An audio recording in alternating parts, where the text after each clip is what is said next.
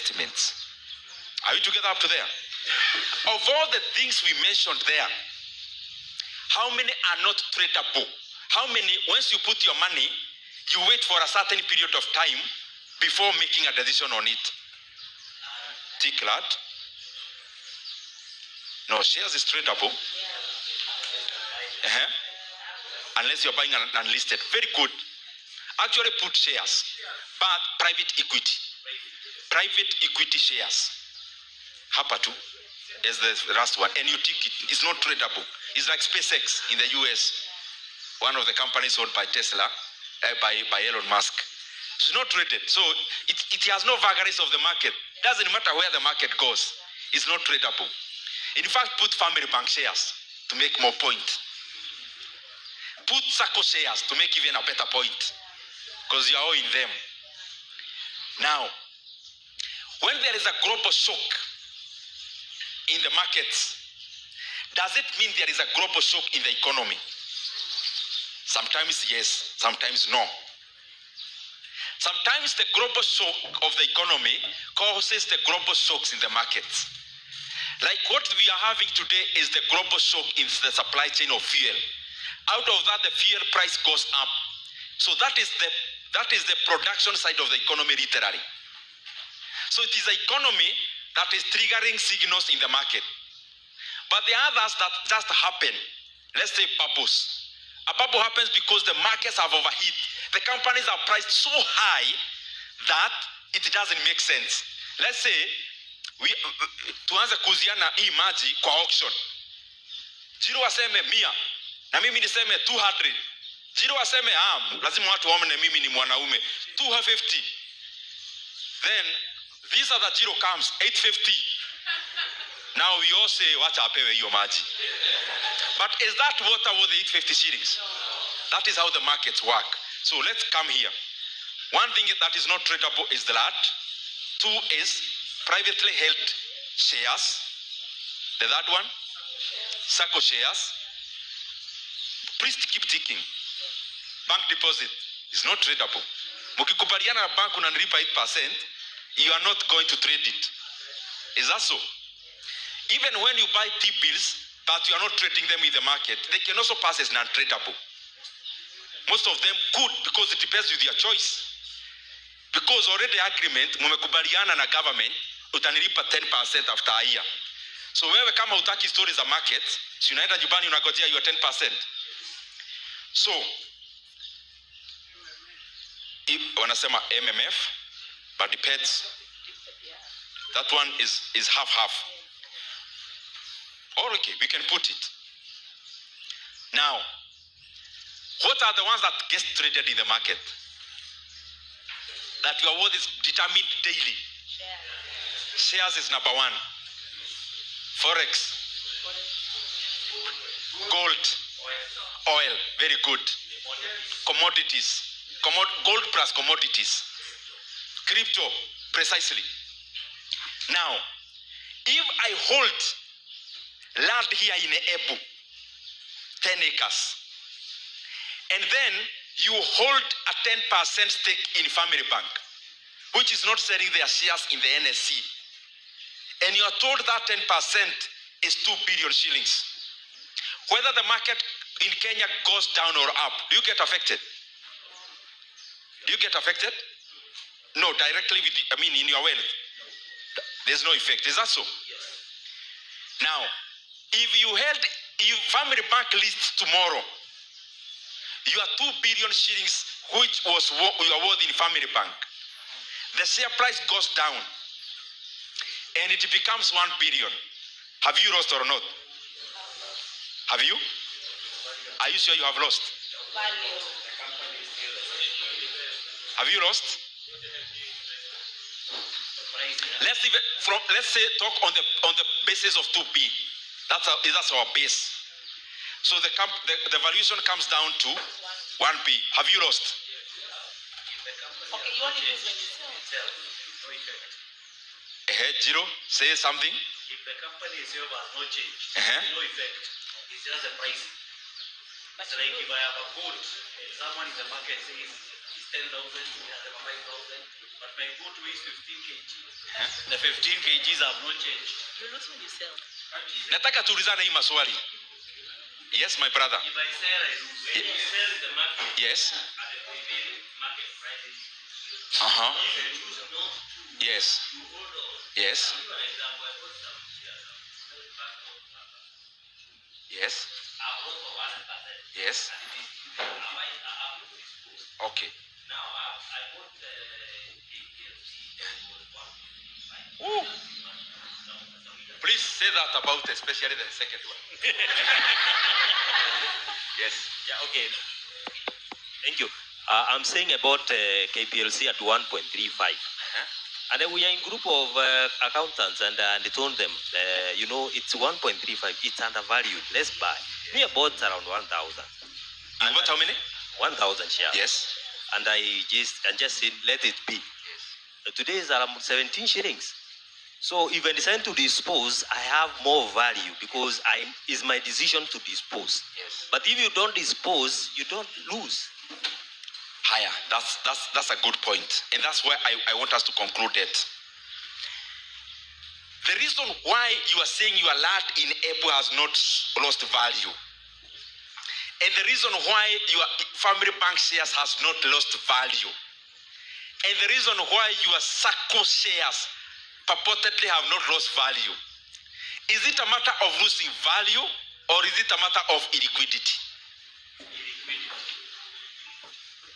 That's what you need to always, if you need cash now and you hold that lot in Embu, can you get it today?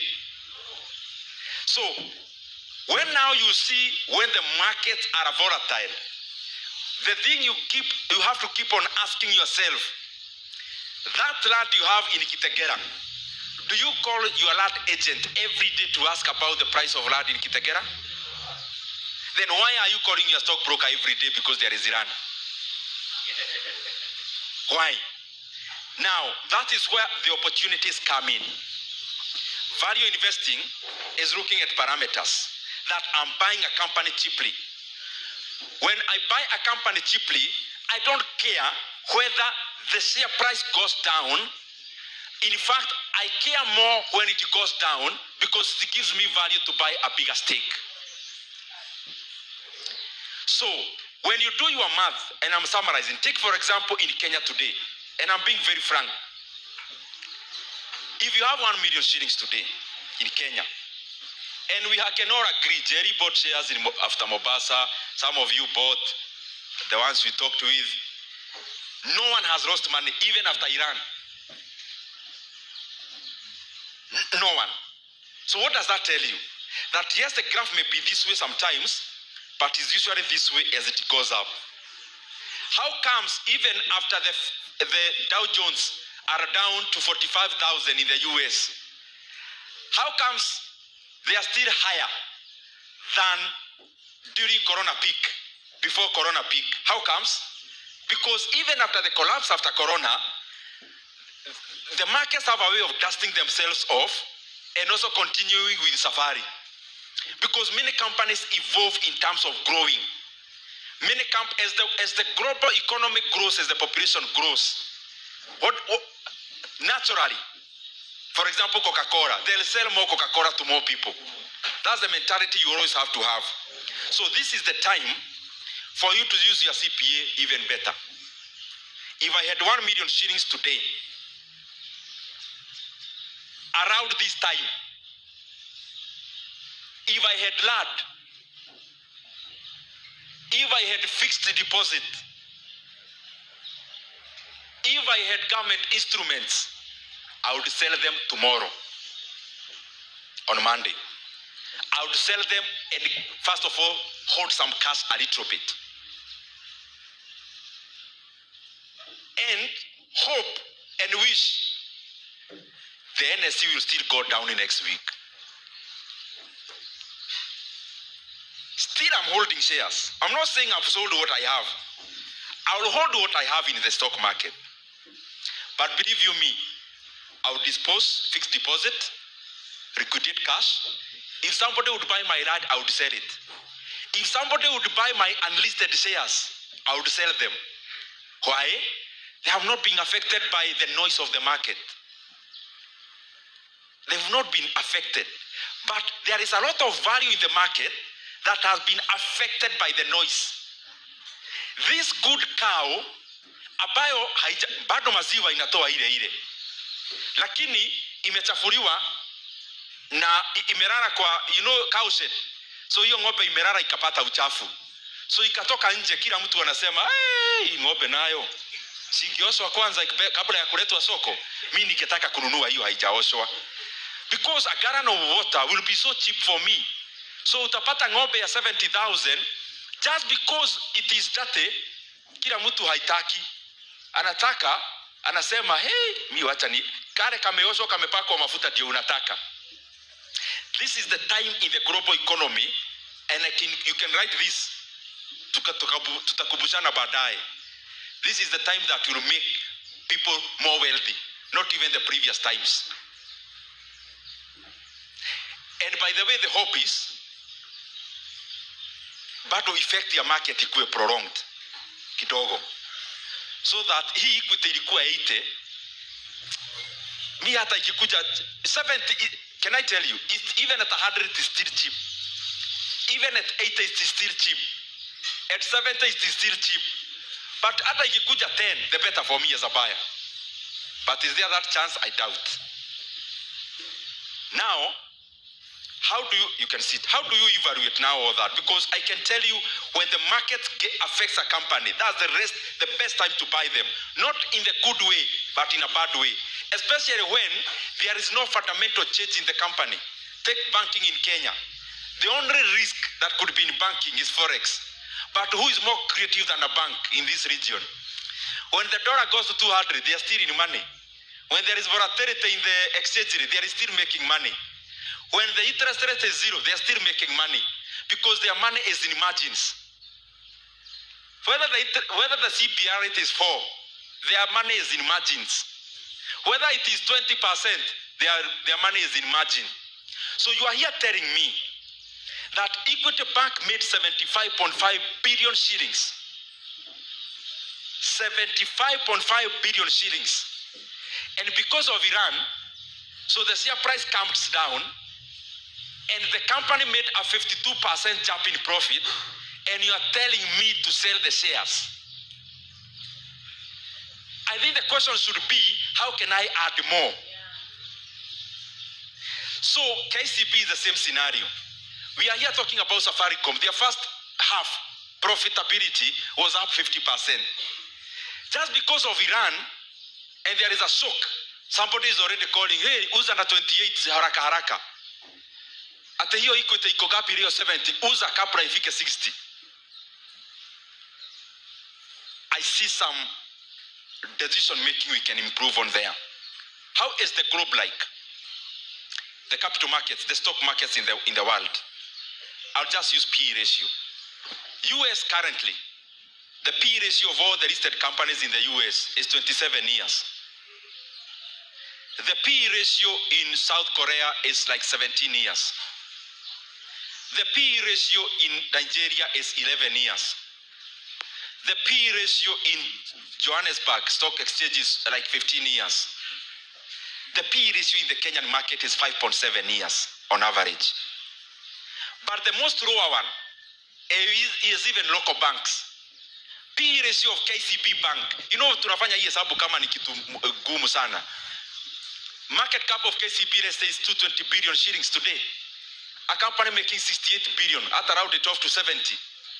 It means their P/E ratio is below 3.5 years. Equity Bank is making 75.5 billion. Their entire worth in the market today is 259 billion.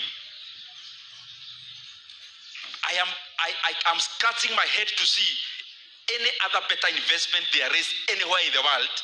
I can't see it. Neither land, nor fixing money, nor buying a flat. I would rather buy a portion of those banks which are grossly undervalued, or these are the companies that are even more hugely undervalued.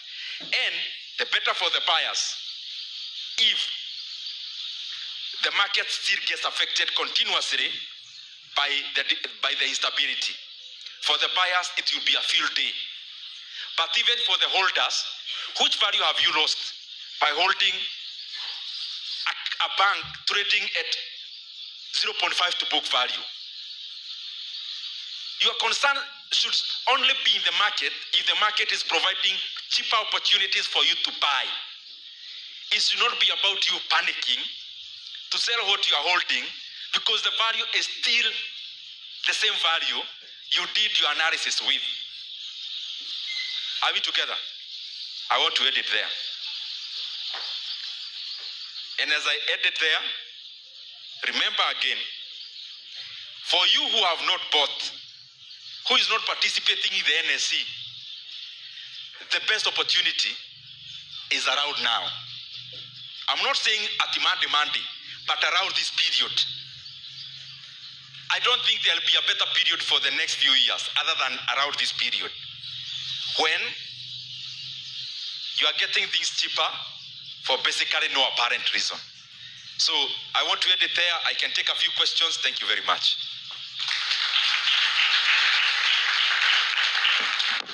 And lastly, there is something I wanted. If anyone who reads about Warren Buffett and all these guys in the markets, they usually say the stock market, the markets, is like casting a vote, voting. It's like buying a voting machine, that's what they say. So voting is you have to come in announce you after you vote. But they say value investing is like buying a weighing machine. If ilikuwa kilograms, let's say Kenya Power, Kengen is a share, na kampuni wekwa kwa ratiri. Take KCB, it had an increase in profit. So it means ratiri ya KCB is heavier 2 months ago than now. Meaning it's heavier, it's pricey. But the market on this other side wants to tell you, no. Let's also listen to the noise. Let's also consider these other factors. They are good to consider because you can't go into the market without considering all those sentiments. But always be sure that what you are holding has weight. What you are holding has value. When what you hold has value, you don't need to care too much about what the market is pricing your asset at. In fact, you only need to go there for bargain hunting. That whatever you hold, if you can get it at a cheaper price, the better. If you have a cow inatoa 30 liters of milk, na inauzwa 90,000. Na mtu mwingine yake inatoa 30 liters of milk. Lakini kwa sababu kuna watu wanasema hii ng'ombe, hii kakara yake iko hapa sio mzuri, vile inapiga duru usiku sio kama ng'ombe mzuri. So instead of 90, they are selling it at 40. I think your concern should be more about how you can buy this cow that is being despised at 40,000 because your concern is the milk. And the milk yield for the 90,000 and the 40,000 is the same. So if you buy the 40,000 one, then you have hunted for a bargain.